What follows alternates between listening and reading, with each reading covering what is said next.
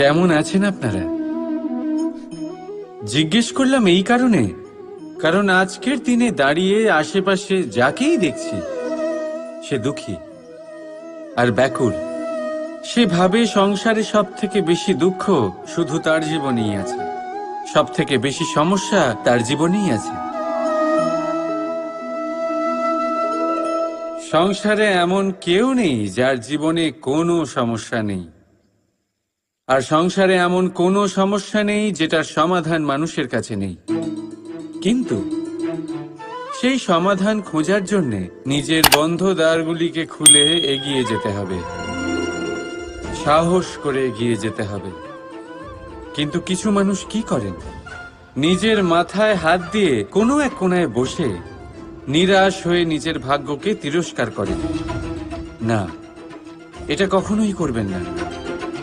কর্ম করুন, এগিয়ে যান, সাহস দেখান, আর সব থেকে জরুরি কথা, সংযম হারাবেন না।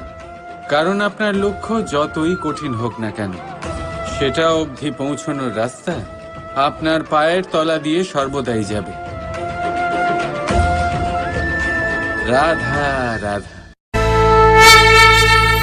দুঃখ কি, ভয় কি, এদের কিছুটা এইভাবে ভাবা যেতে পারে। জীবনে যখনই আপনি কিছু একটা লাভ করবেন, তখন সেটা হারানোর ভয় তার সাথেই চলে আসে।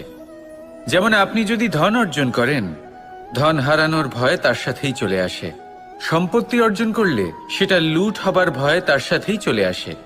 আর এটা জীবনের সাথেও হয়। যেই মুহূর্তে আপনি জন্ম নেন, মৃত্যুর ভয় তার সাথেই চলে আসে। জন্ম না নিলে মৃত্যু কিভাবে হবে? মৃত্যুর ভয় কোথা থেকে আসবে? এবার এই ভয় কি সেটা আপনাকে বুঝিয়ে বলি।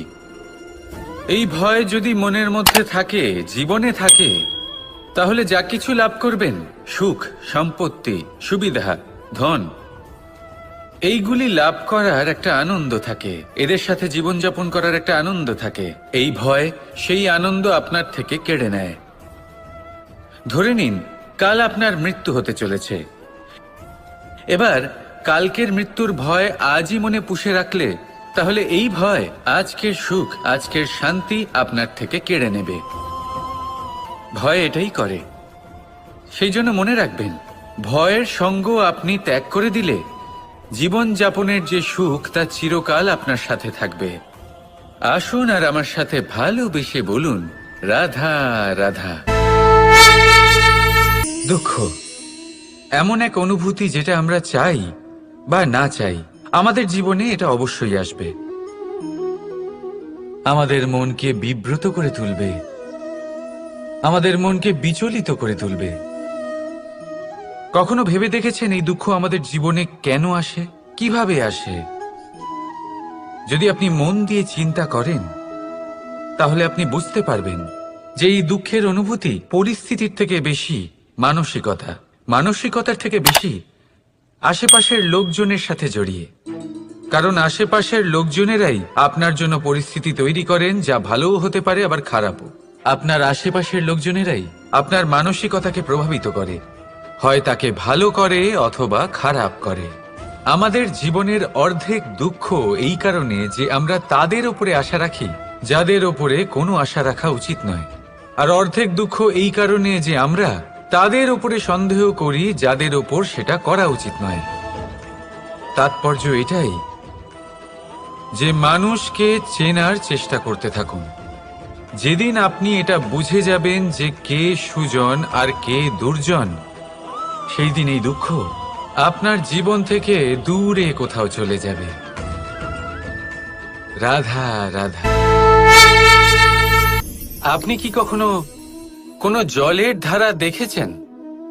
তার সামনে যতই মাটি থাকুক না কেন, যতই কাদা থাকুক না কেন, যখন এই জলের ধারা বইতে আরম্ভ করে দেয়, তখন এই কাদাকে নিজেই ধুয়ে নিয়ে যায়। ওই কাদাকে ধুয়ে দেয় এবং নিজের পথ নিজেই তৈরি করে নেয়।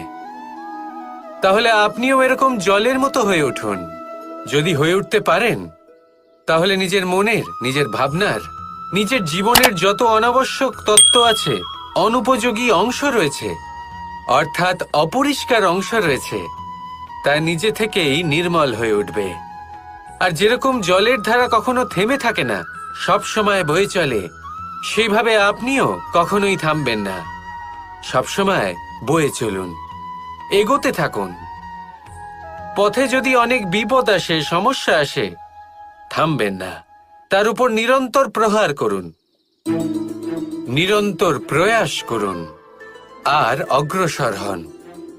আপনি ভেবে দেখুন, এই জলের ধারা কখনো থেমে থাকে না, সবসময় বয়ে চলে, বিপদের সম্মুখীন হয়ে তাকে সাথে বয়ে নিয়ে চলে।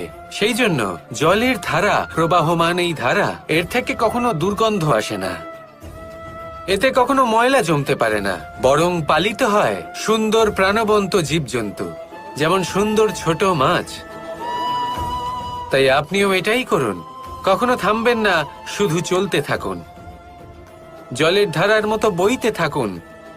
আপনি আপনার লক্ষ্য অবশ্যই খুঁজে পাবেন, আর তার সাথে নিজের অন্তরের যে মালিন্য রয়েছে তা আপনি নিজেই নিজের থেকে দূরে করে দেবেন। তাহলে আসুন আর আমার সাথে ভালোবেসে বলুন, রাধা রাধা। এই সংসারে আমাদের জীবনের সবথেকে বড় দোষ কি আপনি জানেন? কেউ বলবেন লোভ, কেউ বলবেন লালসা, কেউ বলবেন অসত্য। দেখুন, দুঃখের মূল কারণ হলো পরিশ্রম না করা। কিছু মানুষ ভাবেন যে আমি জীবনে কোনো পরিশ্রম করব না, অথচ আমি সবকিছু প্রাপ্ত করতে চাই। আর এমন এক কারণের জন্যই দূতের মতো খেলা আমাদের জীবনে প্রবেশ করার সুযোগ পায়। দূত, এই দূত আসলে কি? দূত অর্থাৎ কোনো পরিশ্রম ছাড়াই অন্য কেউ পরিশ্রম করে যা অর্জন করেছেন, যে সুখ সুবিধা অর্জন করেছেন, তা নিজের জন্য শুধুমাত্র একটা খেলার মাধ্যমে নিজের করে নেবার ইচ্ছে। আর এই ইচ্ছে অত্যন্ত বিনাশকারী হতে পারে। এই ইচ্ছে যদি আপনার বিবেক, আপনার মন, আপনার চেতনা, আপনার ভাবনা প্রবাহিত করে ফেলে, তারপরে আপনি চেষ্টা করতে শুরু করে দেবেন, আর সেইখান থেকেই আপনার পতন শুরু হবে।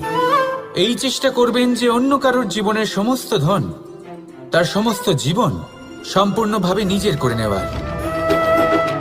কারণ প্রথমে আশা জাগ্রত হয়, আর এই আশা হতাশায় পরিণত হতে সময় লাগে না।